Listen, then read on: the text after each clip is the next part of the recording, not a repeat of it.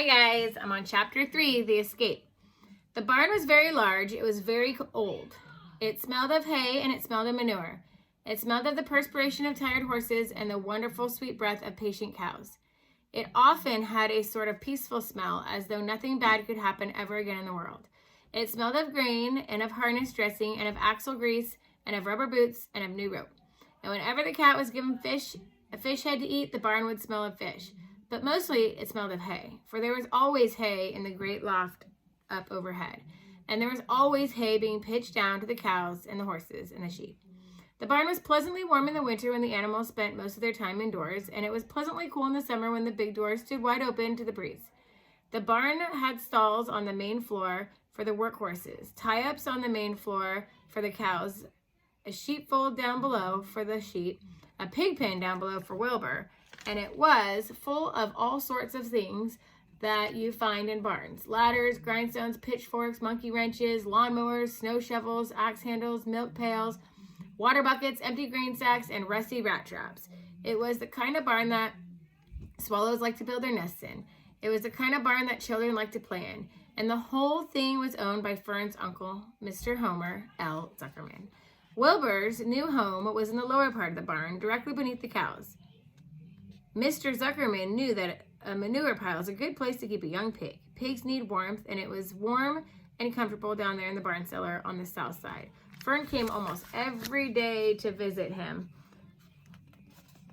She found an old milking stool that had been discarded, and she placed the stool in the sheepfold next to Wilbur's pen. Here she sat quietly during the long afternoons, thinking and listening and watching Wilbur. The sheep soon got to know her and trust her. So did the geese, who lived with the sheep. All the animals trusted her. She was so quiet and friendly. Mr. Zuckerman did not allow her to take Wilbur out, and he did not allow her to get in the pig pen. But he told Fern that she could sit on the stool and watch Wilbur as long as she wanted to. It made her happy just to be near the pig, and it made Wilbur happy to know she was sitting there, right outside his pen. But he never had any fun. No walks, no rides, no swims. One afternoon in June, when Wilbur was almost 2 months old, he wandered out into the small yard outside the barn. Fern had not arrived for her usual visit. Wilbur stood in the sun, feeling lonely and bored. "There's never anything to do around here," he said. He walked slowly to his food trough and sniffed to see if anything had been overlooked at lunch. He found a small strip of potato skin and ate it.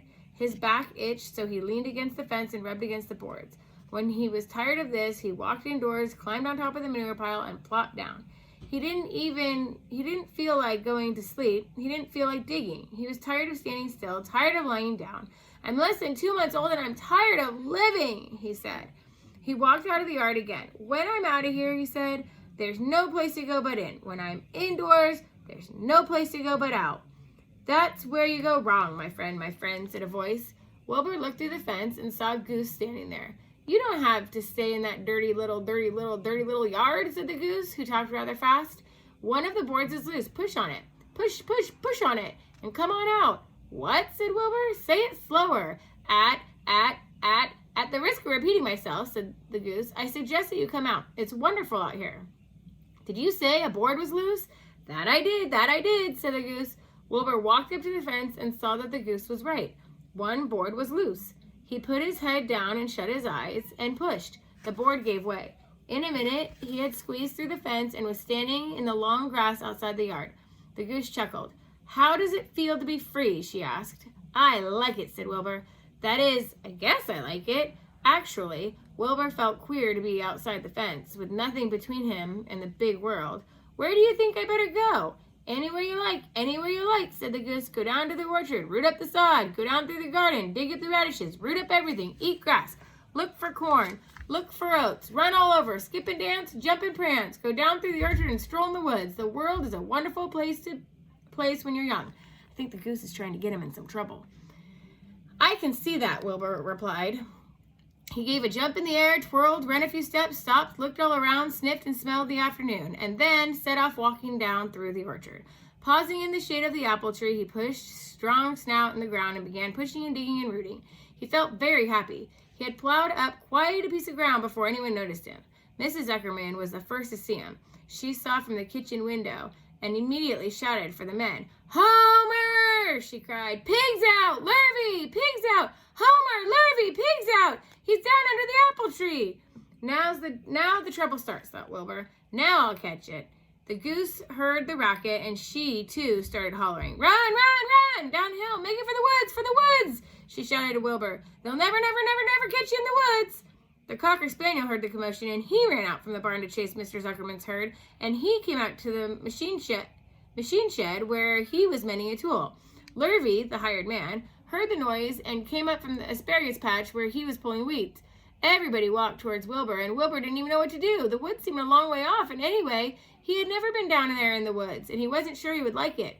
"Get around behind him, Lurvy," said Mr. Zuckerman, "and drive him towards the barn, and take it easy. Don't rush him. I'll go get a bucket of slops." The news of Wilbur's escape spread rapidly among the animals on the place. Whenever the creature broke loose on the Zuckerman's farm, the event was of great interest to the others. The goose shouted to the nearest cow that Wilbur was free, and soon all the cows knew. Then one cow told the sheep, and soon all the sheep knew. Then the lambs heard about it from their mothers. The horses in their stalls in the barn pricked up their ears when they heard the goose hollering, and soon the horses had caught on to what was happening. "Wilbur's out," they said. Every animal stirred and lifted its head and became excited to know that one of its friends had got free and was no longer penned up or tied fast. Wilbur didn't know what to do or which way to run. It seemed as though everybody was after him. "If this is what it's like to be free," he thought, "I believe I'd rather be penned up in my own yard." The Cocker Spaniel was sneaking up on him from one side. Lurvy, the hired man, was sneaking up on him from the other side. Mrs. Zuckerman stood ready to head him off and started for the garden. And now Mr. Zuckerman was coming down the hill carrying a pail. "This is awful," thought Wilbur. Why doesn't Fern come?" And he began to cry.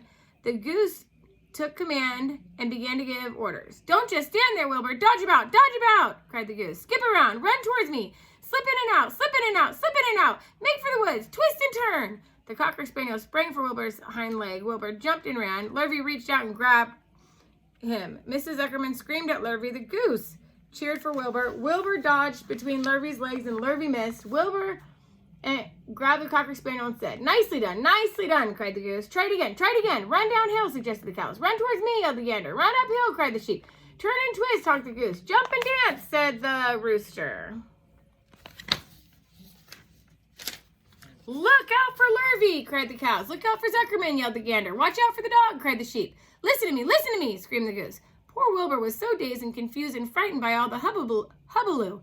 He didn't like being the center of all this fuss. He tried to follow instructions his friends were giving him, but he couldn't run down the hill and up the hill at the same time, and he couldn't twist when he was jumping and dancing, and he was crying so hard he could barely see anything that was happening. After all, Wilbur was a very young pig, not much more than a baby, really. He wished Fern were there to take him in her arms and comfort him. When he looked up and saw Mrs. Zuckerman standing quite close to him, holding a pail of warm slops, he felt relieved. He lifted his nose and sniffed. The smell was delicious. Warm milk, potato skins, wheat middlings, Kellogg cornflakes, a popover left from the Zuckerman's breakfast. Come, pig, said Mr. Zuckerman, tapping the pail. Come, pig. Wilbur took a step to the pail. No, said the goose. It's the old pail trick, Wilbur. Don't fall for it. He's trying to lure you back to captivity. He's appealing to your stomach. Wilbur didn't care. The food smelled appetizing. He took another step toward the pail. Pig, said Mr. Zuckerman in a loud voice, and began walking slowly towards the barn, looking all about him innocently as if he didn't know what the little white pig was following along behind him. You'll be sorry, called the goose. Wilbur didn't care. He kept walking toward the pail slops. You'll miss your freedom, honked the goose. An hour of freedom's worth a barrel of slops. Wilbur didn't care. When Mr. Zuckerman reached the pig pen, he climbed over the fence and poured the slops into the trough. Then he pulled the board loose away from the fence so there was a wide hole for Wilbur to walk through. Reconsider, cried the goose. Wilbur paid no attention. He stepped through the fence in the yard. He walked to the trough and took a long drink of slops, sucking the milk in hungrily and chewing the popover. It was good to be home again. While Wilbur ate, Lurvy fetched the hammer and some 8-penny nails and nailed the board into place. Then he and Mr. Zuckerman leaned lazily on the fence, and Mr. Zuckerman scratched Wilbur's back with a stick. He's quite a pig, said Lurvy. Yeah, he'll make a good pig, said Mr. Zuckerman. Wilbur heard the words of praise. He felt the warm milk inside his stomach. He felt the pleasant rubbing of the stick along his itchy back, he felt peaceful and happy and sleepy. This had been a tiring afternoon. It was still only about 4 o'clock. Wilbur was ready for bed.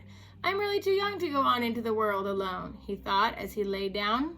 Chapter 4 is called Loneliness. Bye, guys.